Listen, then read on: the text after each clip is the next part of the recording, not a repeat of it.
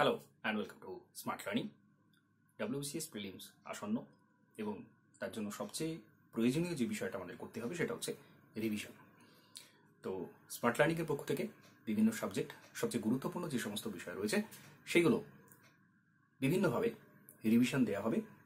আজকে যে বিষয়টা রাখা হয়েছে সেটা হচ্ছে ইন্ডিয়ান পলিটির প্রথম অধ্যায় হিস্টোরিক্যাল ব্যাকগ্রাউন্ড। তো সরাসরি চলে যাব হিস্টোরিক্যাল ব্যাকগ্রাউন্ডে। হিস্টোরিক্যাল ব্যাকগ্রাউন্ড বলতে কি বোঝায় সেটা হচ্ছে আমাদের সংবিধান তৈরির পূর্বে ভারতবর্ষে, ব্রিটিশ ভারতবর্ষে কি ধরনের সংবিধান ব্যবস্থা ছিল, কি ধরনের আইন ছিল সেগুলো সম্পর্কে একটু জেনে নেওয়া।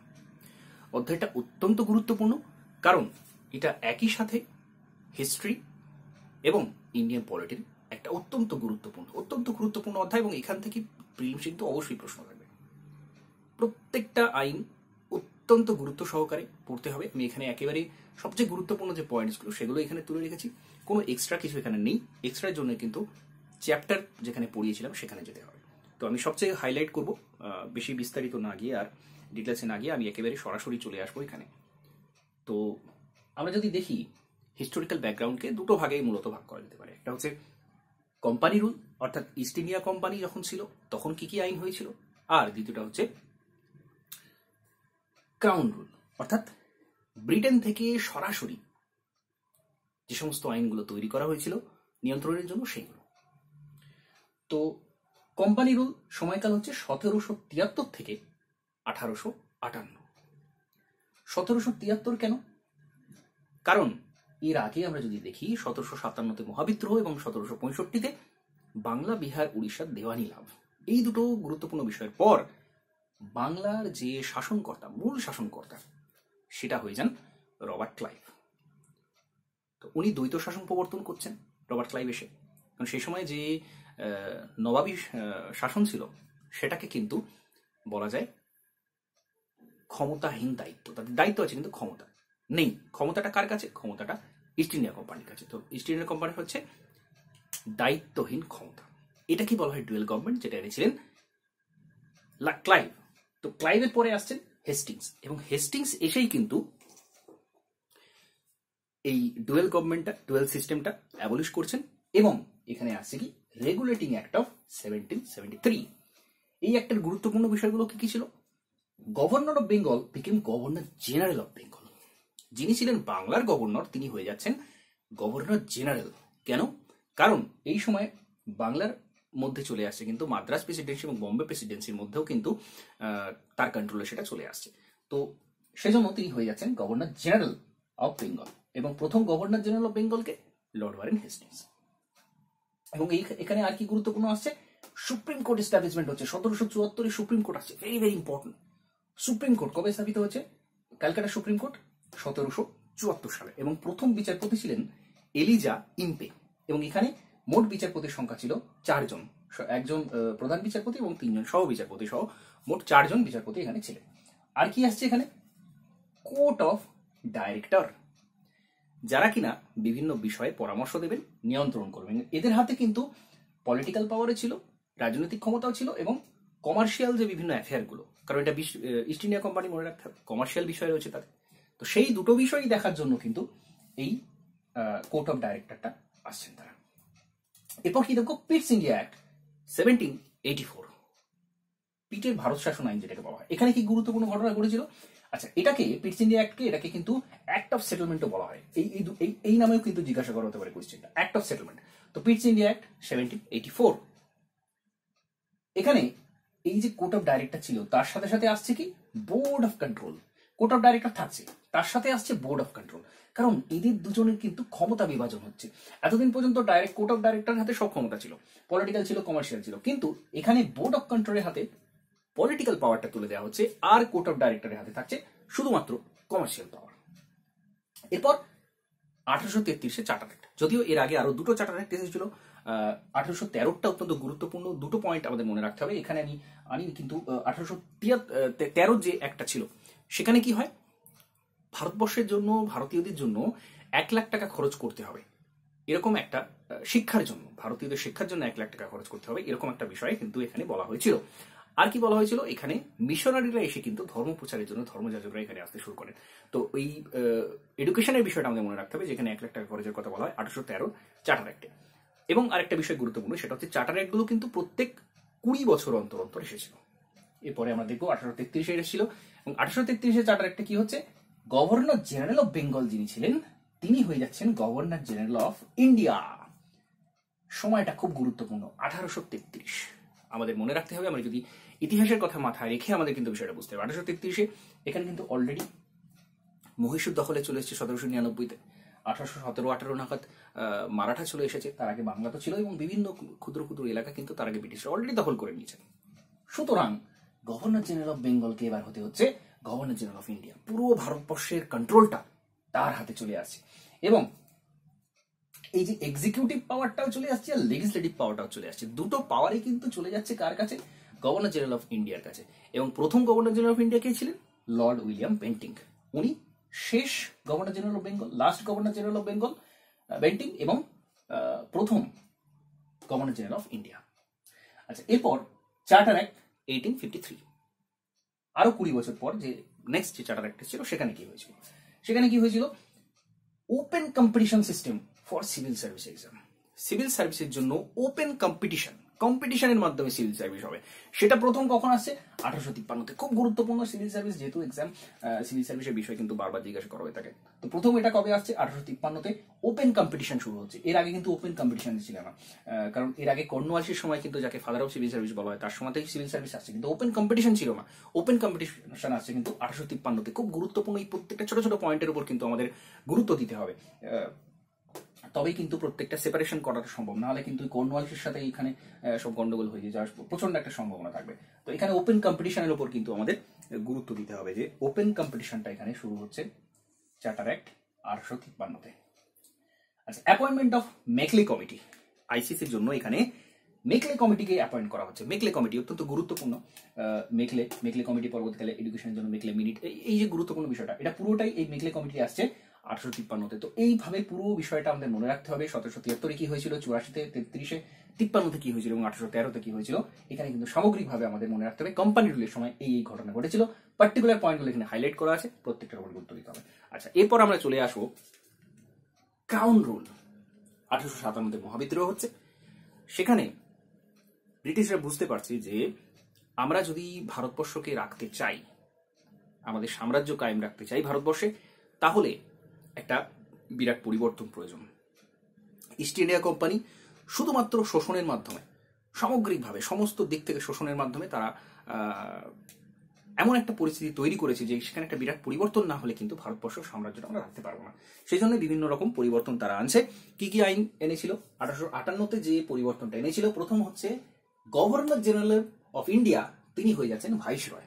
গভর্নর জেনারেল অফ ইন্ডিয়া যিনি ছিলেন তাকে বলা হচ্ছে ভাইসরয় অফ ইন্ডিয়া। খুবই গুরুত্বপূর্ণ। প্রথম ভাইসরয় কে ছিলেন, লর্ড ক্যানিং, এবং শেষ গভর্নর জেনারেল ছিলেন lord Canning.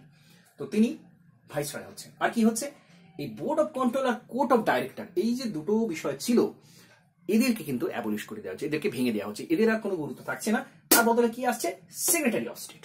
Very very important. 1858-তে আসছে সেক্রেটারি অফ স্টেট, এবং তাকে অ্যাসিস্ট করার জন্য, তাকে সহযোগিতা করার জন্য আরো 15 জন মেম্বার এখানে আসছে।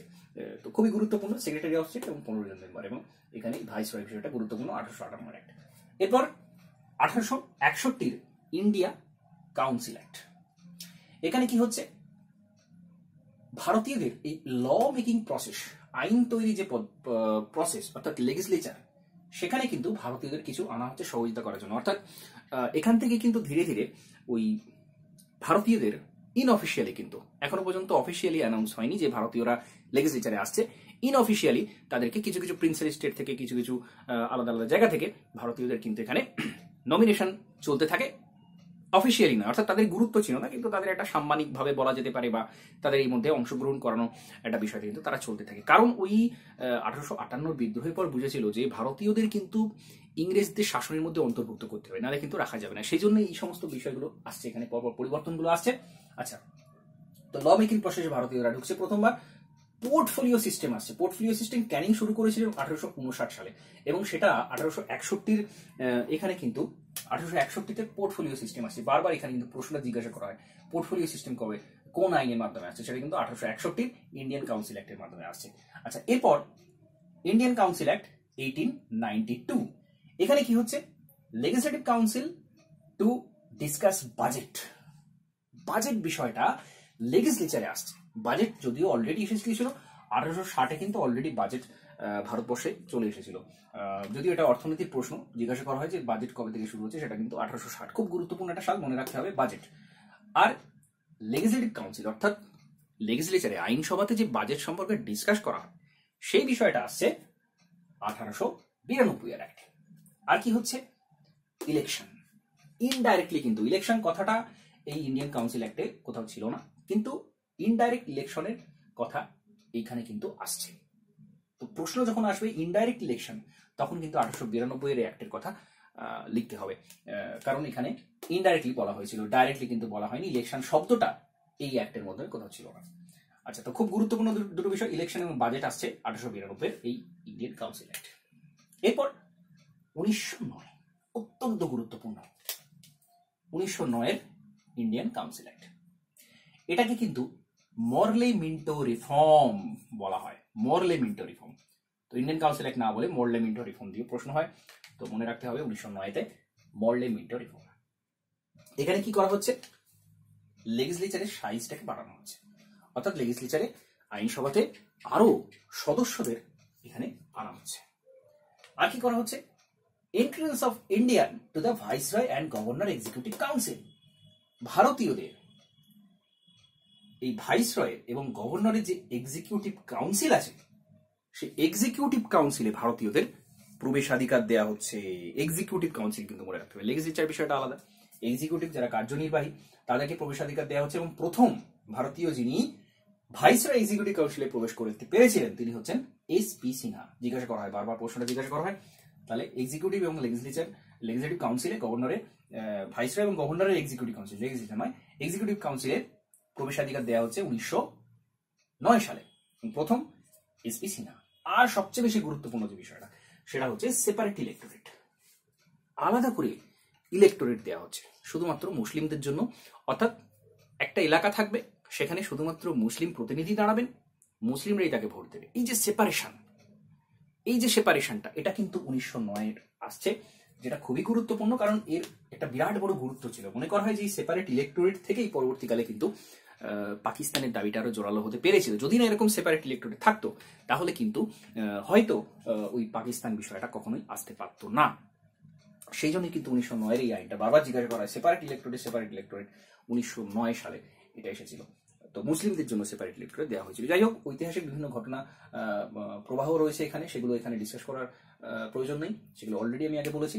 1919-এর আইনে কি হয়েছিল এরপর আমরা দেখবো, খুবই গুরুত্বপূর্ণ 1919-এর আইন। এখান থেকে কিন্তু বারবার প্রশ্ন করা, 1909 থেকে যে সমস্ত আইনগুলো এসেছিল, সেগুলোর একটা বিরাট বড় ভূমিকা ভারতের ইতিহাসে, ফ্রিডম স্ট্রাগলের ইতিহাসে এবং ভারতের সংবিধানের ইতিহাসে খুবই গুরুত্বপূর্ণ। তো এখানে কি কি রয়েছে, প্রথম কথা হচ্ছে ডায়ার্কি, অর্থাৎ ডাবল রুল। ডাবল রুল কেন, কারণ এখানে ট্রান্সফার সাবজেক্ট কিছু থাকছে আর কিছু রিজার্ভ সাবজেক্ট থাকছে, ট্রান্সফার সাবজেক্ট আর কিছু রিজার্ভ সাবজেক্ট থাকছে। তো সেইগুলোর জন্য এটাকে বলা হচ্ছে ডায়ার্কি বা ডাবল রুল। তো ডিটেলস আমি এখানে যাচ্ছি না, অলরেডি আমি ক্লাসে এগুলো এর আগে বলেছি ডিটেলসে, আমি ডিটেলসে যাচ্ছি না, শুধুমাত্র পয়েন্ট হাইলাইটস করছি। ট্রান্সফার রিজার্ভ সাবজেক্ট আসছে 1919-এর আইনে। আর কি আসছে, প্রথমবারের জন্য বাই ক্যামেরাল লেজিসলেচার আসছে, অর্থাৎ আইনসভাতে দুটো কক্ষ, যেমন বর্তমানে রাজ্যসভা এবং লোকসভায় দুটো কক্ষ, সেরকমই আইনসভাতে দুটো কক্ষ থাকবে, সেই বিষয়টা আসছে 1919-এর আইনে। প্রথমবারের জন্য আসছে বাই ক্যামেরালিজম। আর কি আসছে, রিজার্ভ সাবজেক্ট আসছে প্রথমবারের জন্য।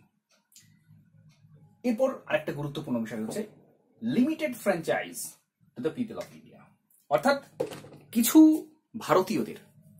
ভারতীয়দের সুযোগ দেয়া হচ্ছে ভোটাধিকারের, যারা কিনা একেবারে সমাজের এলিট পর্যায়ের মানুষ, যাদের প্রচুর ধনসম্পত্তি রয়েছে, তাদেরকে এখানে ভোটাধিকারটা দেওয়া হচ্ছে। অর্থাৎ প্রথমবারের জন্য ভারতীয়দের ভোটাধিকার দেওয়া হচ্ছে কোন আইনে, 1919-এর গভর্নমেন্ট অফ ইন্ডিয়া অ্যাক্টে। খুবই গুরুত্বপূর্ণ, মনে রাখতে হবে। এরপর আরেকটা গুরুত্বপূর্ণ বিষয়, establishment of public service commission, এবং যেটা তৈরি হচ্ছে কখন, 1926 সালে পরবর্তীকালে তৈরি হয়েছে, কিন্তু আইনে এসেছিল যে পাবলিক সার্ভিস কমিশন তৈরি করা হবে, সেটা হচ্ছিল 1919 আইনে। খুবই গুরুত্বপূর্ণ পাবলিক সার্ভিস কমিশন পরীক্ষা, সুতরাং পাবলিক সার্ভিস কমিশন কবে স্থাপিত হয়েছিল, কোন আইনের মাধ্যমে স্থাপিত হয়েছিল, সেটা কিন্তু অত্যন্ত গুরুত্বপূর্ণ। তাহলে এখানে বেশ কয়েকটা গুরুত্বপূর্ণ বিষয় রয়েছে। ডায়ার্কি রয়েছে, বাইক্যামেরাল লেজিসলেচার রয়েছে, reserve subject, transfer reserve subject রয়েছে, আর কি রয়েছে, লিমিটেড ফ্র্যাঞ্চাইজ রয়েছে, পাবলিক সার্ভিস কমিশনের প্রতিষ্ঠা রয়েছে। সব কটা হয়েছে 1919 আইনে, অত্যন্ত গুরুত্বপূর্ণ। এরপর গভর্নমেন্ট অফ ইন্ডিয়া অ্যাক্ট 1935, এটা অত্যন্ত গুরুত্বপূর্ণ এই কারণে 1935-এর আইন থেকে কিন্তু ভারতের যে সংবিধান লিখিত করা হয়েছিল, সংবিধান লেখা হয়েছিল, সেখানে কিন্তু 1935-এর আইনের অধিকাংশ বিষয় নেওয়া হয়েছিল। সেই জন্য এই আইনটা সবচেয়ে বেশি গুরুত্বপূর্ণ। এখানে কি কি রয়েছে, অল ইন্ডিয়া ফেডারেশন তৈরি হচ্ছে, এবং অল ইন্ডিয়া ফেডারেশনের মধ্যে কি কি থাকছে, ফেডারেল, প্রভিন্সিয়াল আর কনকারেন্ট লিস্ট থাকছে, যেটা আমরা বলে থাকি সেন্ট্রাল লিস্ট, প্রভিন্সিয়াল লিস্ট আর সেন্ট্রাল লিস্ট, স্টেট লিস্ট আর কনকারেন্ট লিস্ট যেটা বলে থাকি, ঠিক সেরকমই এখানে তৈরি হচ্ছে অল ইন্ডিয়া ফেডারেশনের মধ্যে এই তিনটে আসছে। তাহলে অল ইন্ডিয়া ফেডারেশন তৈরি হচ্ছে 1935-এর আইন মাধ্যমে। এবং এখানে আচ্ছা, ফেডারেশনটা কিন্তু পরবর্তীকালে এটা কখনোই আসেনি, মনে রাখতে হবে, কারণ মেনে নেয়নি এটা। যাই হোক, সেটা কথা নয়, কিন্তু 35-এর আইনে অল ইন্ডিয়া ফেডারেশন কথা বলা হয়েছিল, এটা আমাদের উল্লেখ করতে হবে। এরপর ডায়ার্কি, কিন্তু প্রভিন্সের ডায়ার্কিটা বন্ধ করে দেওয়া হচ্ছে। প্রভিন্সিয়াল ডায়ার্কি যেটা এখানে শুরু করা হয়েছিল, সেটা বন্ধ করে দেওয়া হচ্ছে, আর তার জায়গায় নিয়ে আসা হচ্ছে প্রভিন্সিয়াল অটোনমি দেওয়া হচ্ছে, প্রভিন্সকে অটোনমি দেওয়া হচ্ছে। ভেরি ভেরি ইম্পর্টেন্ট, 1935-এর আইনে প্রভিন্সকে অটোনমি দেওয়া হচ্ছে, স্বায়ত্ত শাসন দেওয়া হচ্ছে প্রভিন্সগুলোকে, খুব গুরুত্বপূর্ণ বিষয়। আর কি হচ্ছে, ডায়ার্কিটা আসছে কোথায়, সেন্টারে আসছে, কেন্দ্রে ডায়ার্কি আসছে, প্রভিন্সগুলোকে অটোনমি দিয়ে দেওয়া হচ্ছে, তাদেরকে ফ্রি করে দেওয়া হচ্ছে, সেন্টারে ডায়ার্কি আসছে। আর কি হচ্ছে এখানে, extended communal representation. Communal representation এতদিন পর্যন্ত সেপারেট ইলেক্টোরেট ছিল মুসলিমদের জন্য, এখানে বাড়িয়ে দেওয়া হচ্ছে এসসি, ওমেন এবং যারা লেবার ক্লাস ছিল তাদের জন্য আবার কমিউনাল রিপ্রেজেন্টেশন আসছে। কমিউনাল রিপ্রেজেন্টেশন নিয়ে ইতিহাসে অনেক কিছু বিষয় রয়েছে, রামসে ম্যাকডোনাল্ড এবং পরবর্তীকালে গান্ধীজি জারবেরা জেলে অনশন থেকে শুরু করে পুনা প্যাক, নানা রকম বিষয়, এখানে সেগুলো আলোচনা হয়। কিন্তু কমিউনাল রিপ্রেজেন্টেশনের বিষয়টা এখানে এই আইনের মাধ্যমে বলা হয়েছিল, এটা এখানে কিন্তু আসছে। এই আইনে কিন্তু সেটাকে মান্যতা দেওয়া হয়েছিল, যেটা এর আগে রামসে ম্যাকডোনাল্ড বলেছিলেন, এবং তার জন্য 1932-এ পুনা প্যাক্ট সাইন হয়েছিল, সেটা কিন্তু এখানে আবারও আসছে। আচ্ছা, abolish the council of India. Council of India যেটা ছিল এর আগে, সেটাকে অ্যাবলিশ করে দেওয়া হচ্ছে। আর কি হচ্ছে, establishment of reserve bank of India. Very very important. 1935 আমরা জানি রিজার্ভ ব্যাংক অফ ইন্ডিয়া তৈরি হয়েছিল, এবং সেটা 1934-এর আইনের মাধ্যমে হয়েছিল, এবং 1935-এর আইনে কিন্তু এটা উল্লেখ করা হচ্ছে reserve bank of India. Very very important, বারবার জিজ্ঞাসা করা হয়, তো এটা মনে রাখতে হবে। আর কি হয়েছিল এখানে, ফেডারাল, প্রভিন্সিয়াল এবং জয়েন্ট পিএসসি হবে, এই বিষয়টা কিন্তু এখানে আসছে। তো পিএসসি যে আলাদা আলাদা তিনটে ভাগ, ডিভিশন, সেটা এখানে আসছে। পিএসসি আসছে কোথায়, 1919-এর আইনে, ডিভিশন আসছে এখানে 1935-এর আইনে।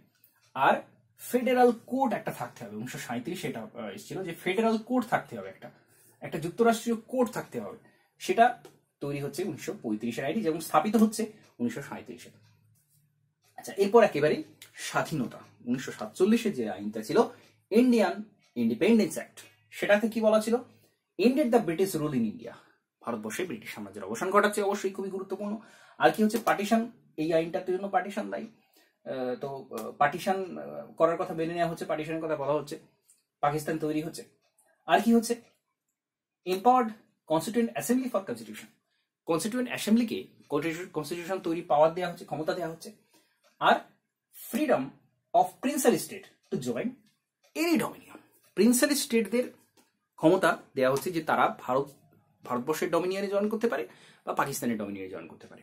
তো এই বিষয়টা কিন্তু এখানেই এই আইনের মাধ্যমে বলা হচ্ছে, 1947-এর আইনের মাধ্যমে বলা হচ্ছে। তো যাবতীয় যে কাশ্মীর সমস্যা বা জুনাগড়ের যে সমস্যা তৈরি হয়েছিল, বা হায়দ্রাবাদের যে সমস্যা তৈরি হয়েছিল, প্রিন্সেলি স্টেটরা ভারতবর্ষে জয়েন করতে চায়নি, সেই সমস্যার মূলে কিন্তু এই আইনটা 1947-এর আইন। তো অত্যন্ত গুরুত্বপূর্ণ, প্রত্যেকটা পয়েন্ট ওয়াইজ এখানে উল্লেখ করেছি। অত্যন্ত গুরুত্বপূর্ণ এই কারণেই, এটা কিন্তু হিস্ট্রিতেও রয়েছে আর পলিটিতেও রয়েছে। এখান থেকে প্রশ্ন কিন্তু অবশ্যই থাকবে, প্রিলিমসে এখান থেকে প্রশ্ন মাস্ট। তো খুবই গুরুত্বপূর্ণ, প্রত্যেকটা পয়েন্ট আমাদের খুব ভালো করে তৈরি করতে হবে। তো এই অংশটা এখানে শেষ করছি। নমস্কার, ধন্যবাদ।